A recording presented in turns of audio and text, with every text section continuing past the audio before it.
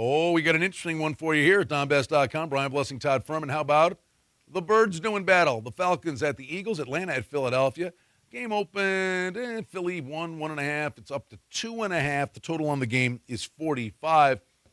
Let's just start with the number, Todd, because this is nothing more.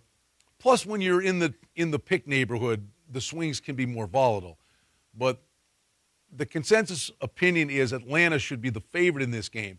But the Andy Reid trend of being 13-0 straight up and 10-3 ATS off the bye was clearly in the minds of the odds makers because the betting public would jump on it. Yeah, you're looking at this game. Every bookmaker across the country and here in town knows this game is going to be bet with the public coming in on Atlanta, taking what they think is value at 2.5, with the professionals going, we respect Philadelphia. It's a desperate football team now who laid off their defensive coordinator. The pressure is squarely on the shoulders of Andy Reid and Michael Vick. This is the season for Philadelphia on Sunday. I expect to see a max effort. The irony of this for Philadelphia, which is going to put to test that Eagles off the bye Andy Reid theory, is Atlanta is coming off a bye as well. They are, but this is a Falcons team right now. Yes, they're 6-0, and you look at their turnovers, and it's going to tell a big story in this game. Atlanta plus 10 in that department. Philadelphia minus 9 year to date.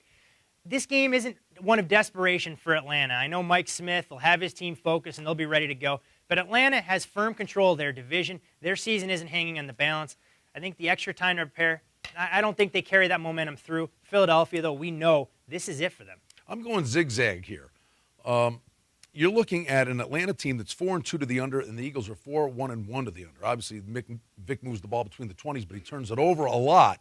But I think the thing you have in play here is the odds makers don't want these guys to continue that under freight train. But Atlanta gets conservative. They get a lead, Todd, and they'll shut it down. But if you get a back-and-forth game, there could be a truckload of points. That's the whole thing. You look at the Falcons have been able to play from the catbird seat throughout most of this season. They haven't trailed except in a few games late, and those games still, had slight leanings toward the under.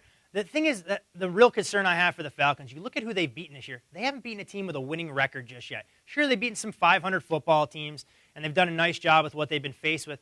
But this is a team defensively, I think, who has some major shortcomings in their secondary. I mean, you look at what they've done. They're allowing 5.2 yards per carry on the ground. That's not an elite caliber defense or a team who's going to run the table in the NFL. There's nothing like the bye week. It gives the bettors plenty to talk about. Lots of angles are in play. In the other irony, one little final footnote for you. Mike Smith off a bye. He's 3-1. Guess who his only loss was to? I'm going to go out on a limb, and I'm going to say the Eagles in this spot. That's a heck of a guess by Mr. Furman. That's why he's our market analyst. We're glad you stopped by DonBest.com.